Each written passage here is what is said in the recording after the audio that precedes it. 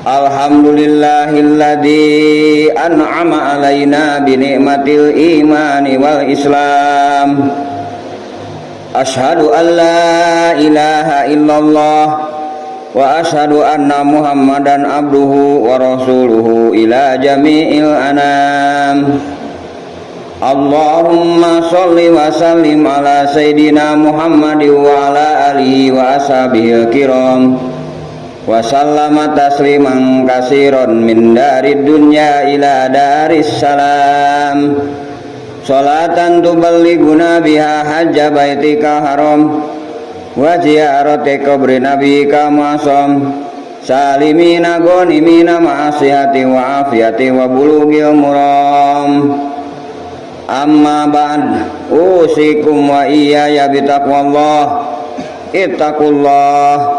Ittaqullah bimtisali awamirihi wa jinabi nawahi wa ma'asi wal asam. Qala Allah ta'ala bil Qur'anil Karim. A'udzu billahi minasyaitonir rajim.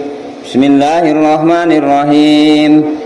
Inna iddatas syuhuri indallahi isna asara syahran fi kitabillah yauma khalaqas samawati wal ard minha arba'atun hurum zalikad dinu qayyim fala tazlimu fihinna anfusakum wa qatilul musyrikina kaffatan kama yuqatilunakum kaffah wa'lamu annallaha ma'al muttaqin.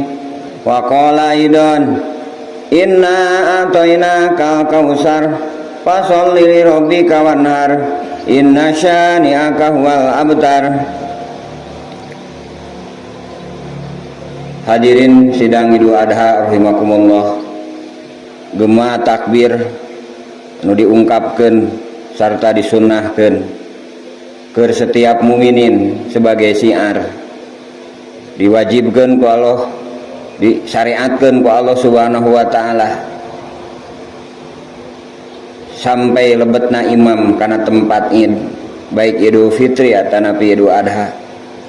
Dua momen nu dijantenkeun pasunatan ku Allah subhanahu wa ta'ala melalui rasulna supaya janten pengingat, supaya janten evaluasi bahwa tugas orang sadayana tayasane adalah ngaakbarkeun Allah subhanahu wa ta'ala. Aya takbir dina konteks pribadi, dina konteks individu atau napi keluarga, nu digambarkeun ku gambaran salat sareng adan, di mana orang sadayana begitu nguping adan, begitu ngadangu adan kudu ngawaler sakumaha nu diucapkeun ku muadzin sarta kudu berangkat pikeun ngalaksanakeun salat. Salajengna dina salat itu sendiri antawis gerak sareng gerak dikawitan ku takbiratul ihram anu fardu, kemudian gerak ti mimiti nangtung nepikeun ka sujud, nepikeun ka awe salam, selalu dipisahkeun ku takbir, ngagambarkeun yen hakikat seluruh pergerakan urang ti mimiti nuansana pribadi, kasab, gelar, status sosial sareng pangkat lain dipakai takabur, justru sawangsulna seutuhna jeung sapinuhna dipakai ngaakbarkeun Allah subhanahu wa ta'ala, karena tiada gerak dina salat kecuali diawali ku takbir. Salajengna anu jama'i atau napi anu kolektif nu kepentinganana syiar jeung keseluruhan umat Islam wa Allah disyariatkeun satahun 2 kali, nyaeta dina Idul Fitri sareng Idul Adha. Idul Fitri disebutkan Idul Asgor lantaran ruang lingkupna nasional. Idul Adha disebut Idul Akbar lantaran ruang lingkupna internasional. Dugikeun ka takbirna oge, sajabi ti takbir nu disebutkeun takbir mursal, oge aya takbir anu sabadana salat nu dikawitan ti subhi yaumi Arfah dina tanggal 8 ti salat subuh. Teras setiap pada sholat sampai ayami tasrik itu disyariatkeun jeung disunatkeun supaya takbir, karena gema jeung siarna supaya seluruh potensi nu aya di alam dunia khususna nu ngaku mukmin, nu ngaku Islam jeung nu ngaku iman dipakai takbir ka Allah subhanahu wa ta'ala. Hal ieu digambarkeun dina surat At-Taubah bahwa Allah subhanahu wa ta'ala parantos ngadama bulan nyaeta 12 bulan. Yauma khalaqas samawati wal ard, dina poenan Allah ngadama langit sinareng bumi. Hartosna sebelum Nabi Adam turun, maka Allah geus nyieun waktu nu jumlahna 12 bulan. Dikawitan ti Muharram, diakhiri ku Dzulhijjah. Ini dina poe ieu dibuktikan bahwa ternyata manusia dengan ilmu pengetahuan bisa ngukur waktu nu leuwih ti umur manusia itu sendiri. Seperti manusia menemukan fosil dengan jutaan tahun, menemukan sebuah batuan dengan karbon sekian tahun anu jauh sebelum Nabi Adam turun ke dunia.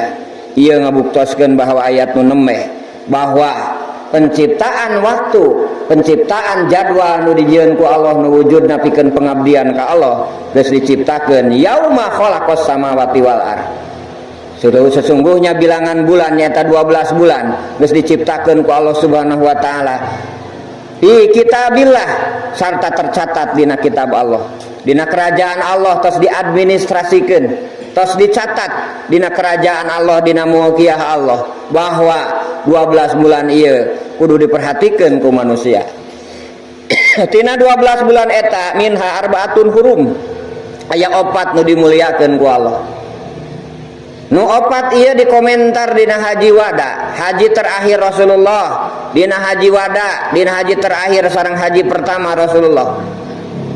Seolah-olah ia menjadi wasiat terakhir bagi umat mumin, bagi seluruh mumin.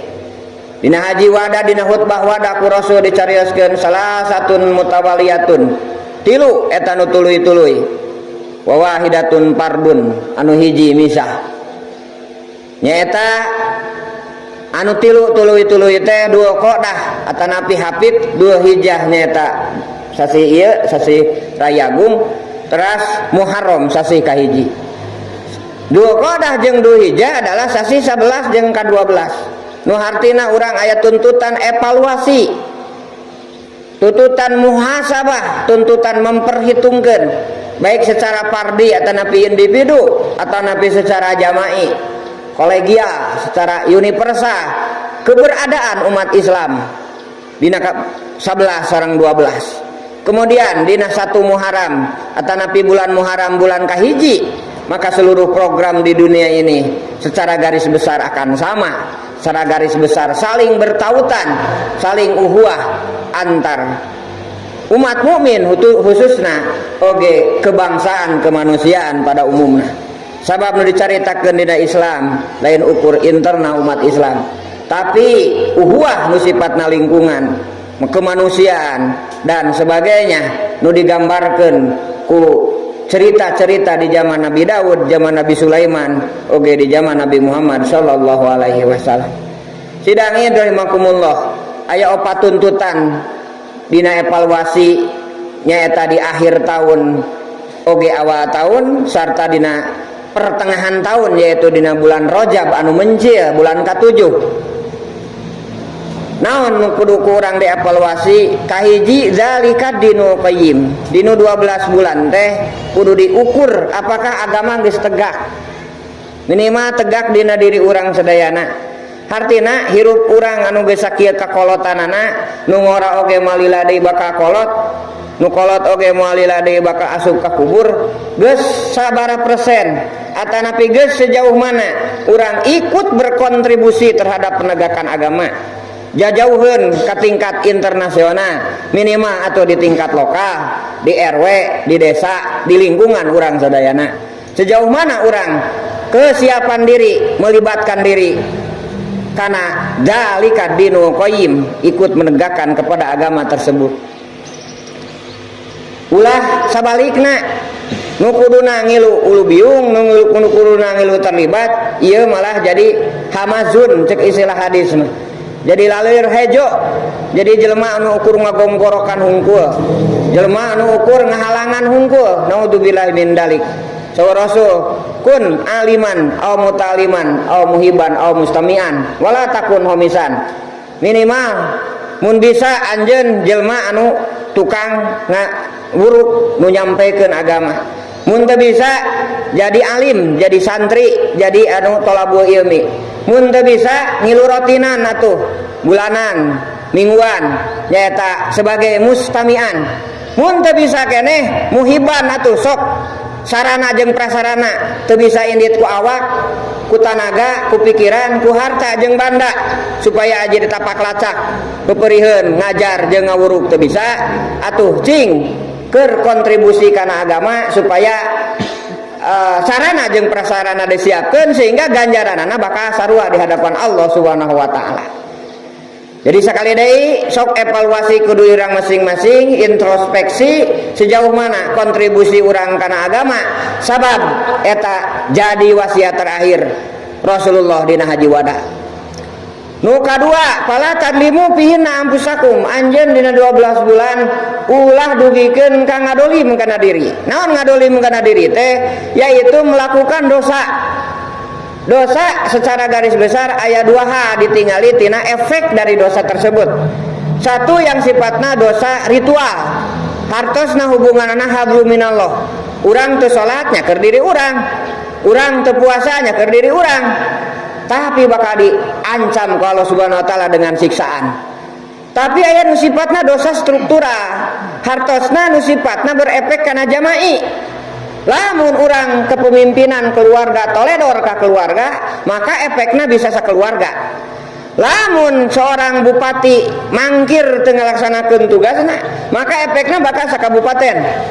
Lamun seorang pimpinan negara kemudian mangkir, baik itu presidena, wakilna, menterina dan sebagainya, maka efeknya bakal sanagara. Lamun jelema maling ukur soranganeun jeung keur dahar efekna soranganeun. Tapi lamun seorang menteri atau napi seorang pejabat kemudian korupsi, efekna tergantung levelna. Mun di provinsi saprovinsi eta efekna naon sababna? Sabab eta dolimun li nafsi keur sarareaeun nu sifatna struktural. Kumargi kitu efek tina dosa nu sifatna struktural leuwih bahaya tibatan nu sifatna ritual. Sok sanajan duana nage sarua dolimun li nafsi gede dosana. Kumaha atuh lamun urang geus terlibat kana dosa? Saur dina sulam taupe kahiji kudu sadar jeung nalangsa yen eta teh dosa. Sabab poe ieu kadang-kadang lain kadang-kadang deui loba jelema nu geus teu ngarasa dosa. Teu ngarasa dosa nemong-nemong orat ka batur bahkan ditingali ku sadunya sabab diasupkeun kana media sosial. Geus teu ngarasa dosa jelema ngomongkeun batur, nuding batur jeung sajabana ku hoak-hoak nu terjadi dina media sosial. Ku sabab kitu sadarilah sabab eta bakal jadi dosa anu awet keur diri. Sarta kudu rumasa bahwa itu adalah sebagai dosa. Nu kadua, geus nalangsa kemudian siap tobat, akan berhenti tidak akan melakukan lagi dosa. Kemudian nu katilu digenti ku amal-amal soleh. Mun tadina dosa teh nu berhubungan jeung harta sing loba sedekah. Nu tadina loba ngamubadirkeun kana umur, salat loba caramang, loba kaliwat maka geragiru tamalan ku sunat-sunat, sing leukeun kana sunat-sunat sakamampuanana. Itu nu sifatna ritual. Tapi nu sifatna struktural manu tadi wayahna aya aturan nu sifatna nu berhubungan jeung hudud, nu berhubungan jeung sifat-sifat anu hukum-hukum nu normatif. Maka saudina surat An-Nisa ayat 6465, falau annahum idzalamu anfusahum ja'uka, maka lamun anjeun ngarasakeun dolim kana diri, maka itu harus melaporkan kepada Rasulullah sallallahu alaihi wasallam dan kemudian ditahkim, dihukumi oleh Rasulullah sallallahu alaihi wasallam. Hadirin sidang ieu rahimakumullah. Nu katilu tugas dina 12 bulan teh nyaeta waqatilul musyrikina kafatan kama yuqatilunakum kafah. Perangilah kemusyrikan. Kemusyrikan teh target ti iblis supaya jelema langgeng dina neraka.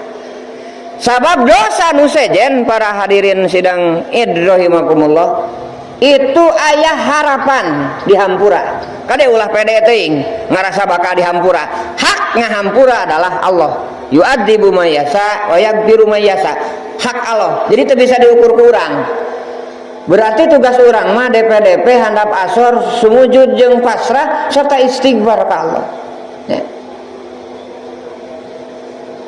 Kulantaran kemusyrikan menjadi dosa anu teu dihampura, dosa anu sajen mah aya harapan dihampura, maka berarti lamun kontra amanah atanapi cara berpikir bagaimana setan ngagoda ka urang, berarti jadi target iblis nu utama teh adalah pada akhirnya jelema sina dimusyrikeun. Sok sanajan awana jelema sina lalai salat, sok sanajan awana jelema sina pasea jeung dulur-dulurna, sanajan jelema mimitina sina silih gorengkeun, sok sanajan jelema mimitina sina curaling, sina maling dan seterusnya. Tapi pada akhirnya jelema bakal digiring supaya kana kemusyrikan. Baik kemusyrikan sifatna ritus, nekadkeun Allah aya 2, nekadkeun aya salianti Allah, aya Tuhan salianti Allah. Naudzubillahi min dalik.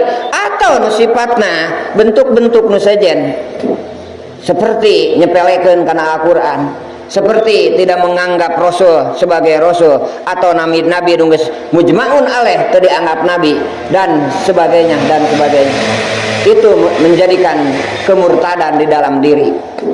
Atau nu ayeuna sistemik, bagaimana menggiring manusia supaya terpercaya ke Allah, tapi percaya ke seseorang, tapi percaya kepada sesuatu nu dijieun ikon aku si iblis lanatullah tersebut. Dan itu banyak di dunia ieu anu seperti itu digiring sehingga jelema kepercayaan anak percaya keneh ka internet anu teu jelas nya jeung teuna daripada kana Al-Qur'an nu geus yakin bakal jadi bekal di alam kubur nepikeun ka alam akhirat. Sehingga perangilah kemusyrikan aya dina diri sehingga benar-benar menjadi jelema anu muwahhid. La ilaha illallah, tiada Tuhan selain Allah. La ma'buda illallah, taya nu wajib diibadahan iwati Allah. La matluba illallah, taya nu disuprih karidodanana iwati Allah Subhanahu wa taala. La maksuda illallah, taya nu dituju kecuali Allah Subhanahu wa taala. La maujuda illallah, taya nu wujud, teu aya anu aya ieu kecuali Allah Subhanahu wa taala. Itu dina diri. Kemudian secara jama'i berusahalah, berikhtiarlah, tingali Ashabul Kahfi sok sanajan tujuhan dihargaan ku Allah, bahkan dijadikeun nama surat Ashabul Kahfi nu disunatkeun dina setiap Jumaah dibaca. Padahal anggotana ngan tujuhan, sargu ge kurang, CRT ge kurang, tapi diupdate, dicarioskeun ku Allah. Naon sababna? Sabab nu tujuhan eta ngajaga eksistensi tauhidna baik secara pribadi oge secara jama'i. Bahkan ku kudu-kuduna aya perwakilan Allah di muka bumi ieu anu bener-bener ingin total Islamna, ingin kafah Islamna, ingin melaksanakan seluruh kitab Allah, sehingga ku Allah oge teu dimaotan. Titah ngalawan nu tujuhan teh hese da kudu ngalawan sadunya waktu itu. Ya. Di titah ayeuna naon perang teu bisaeun da hubungan tujuhan. Di mautan oge bakal batal janji Allah yang di dunia ieu keukeuh aya najdayan, aya 2 kelompok. Kelompok pertama anu mengikuti wahyu Allah, pamang tabi'ah hudaya falahupun alaihim walahum yajanun. Kelompok nu kadua alladzina kafaru wa kadzabu bi ayatina, jelema anu ngabohongkeun jeung nu kufur kana ayat-ayat Allah. 2 kelompok eta di zaman Ashabul Kahfi waktu itu nu ngilu kana petunjuk Allah nu bener-bener dengan tujuan. Bayangkan ku para wargi sadayana ngan 7 orang sehingga di titah ngalawan mah bisaeun tungtungna mah ku Allah disarekeun 308 tahun. Sabab sare tetep dihitung aya, tetep dihitung eksis sebagai perwakilan tina al-haq nu mewakili orang-orang nu siap menegakkan kalimah Allah di muka bumi ieu. Itu secara fardi atanapi secara jama'i urang dituntut ku Allah, dievaluasi setiap tahunna nyaeta dina 12 bulan tadi. Terakhir, wa'lamu annallaha ma'al muttaqin, Allah bekerja, Allah bersama orang-orang yang bertakwa. Bahkan dina kurban la yanalallahu alhumuha wala dimahu walakin yanaluhu taqwa minkum, anu ditampi ku Allah teh adalah takwana. Ngarasa ieu perintah Allah, ngarasa ieu teh harus diharuskeun ku Allah Subhanahu wa taala. Bayangkeun pengorbanan 2 murang kalih Nabi Adam harita ketika Nabi Adam ketika Qabil jeung Habil marebutkeun tentang wanita. Nabi Adam kan hoream lamun ngahukuman langsung margi walaupun anjeunna sebagai rasul tapi anjeunna oge sebagai ayah dari Qabil dan Habil, sehingga dikhawatirkan subjektif keputusanana sieun dipandang goreng kudu ngaran Qabil pedah diputuskeun hukumna nu geus puguh teu meunang nikah kaneng Ikrimah eta si Qabil teh. Tapi ku Nabi Adam harita dipiwarang kurban, dan buktina nu ditampi kurban adalah orang yang bertakwa yaitu Habil sarta mentara Qabil kulantaran berangkat natina hasud, berangkat natina keinginan syahwat nu akhirna teu ditampi ku Allah Subhanahu wa taala. Tapi kulantaran geus kahatutupan hatena ku syahwat ku hawa nafsu nu akhirna langkah berikutna si iblis mempengaruhi supaya membunuh eta Habil supaya teu aya saingan keur eta Ikrimah, nu pada akhirna terjadilah pembunuhan pertama. Hanya kal harita Qabil kalah kabur henteu melapor ka Rasul waktu itu, henteu melapor ka Nabi Adam. Padahal lamun melapor ka Nabi Adam kemudian diistighfaran, kemudian ditegakkeun hukumna insyaallah salamet. Tapi sakali deui nu ngaran iblis mah di mana geus aya cenah hiji dosa maka akan melakukan dosa berikutna lamun teu giru kembali ka Allah Subhanahu wa taala.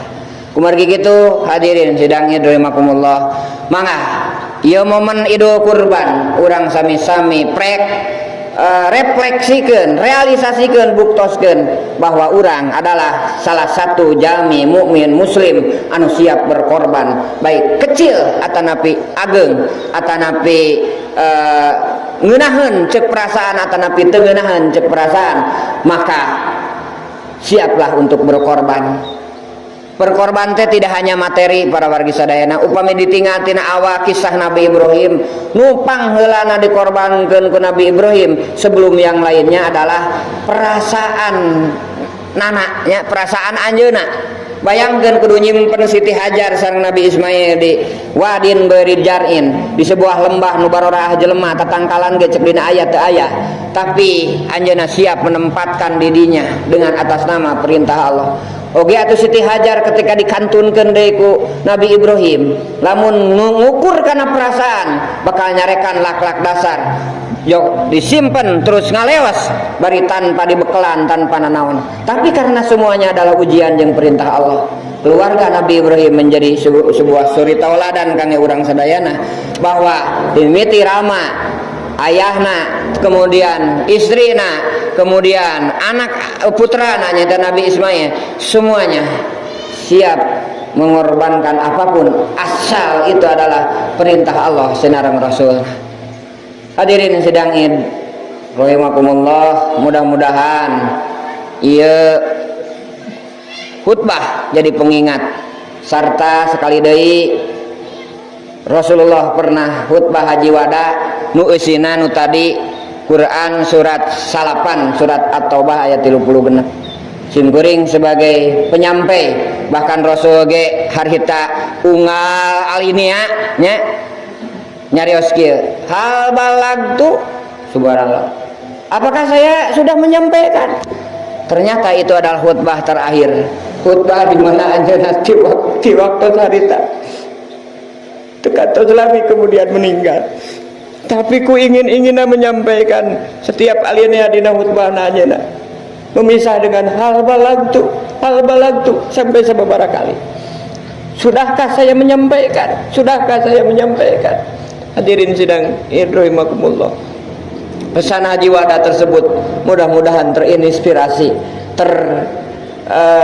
cerahkan kangge urang sadayana sehingga jadi real, jadi gawe di lapangan lillahi ta'ala. Mudah-mudahan urang sadayana senantiasa diistiqomahkeun, senantiasa urang sadayana dilindungi ku Allah Subhanahu wa taala untuk menuju taat yang lebih baik serta keayaan husnul khatimah. Amin ya Allah ya rabbal alamin.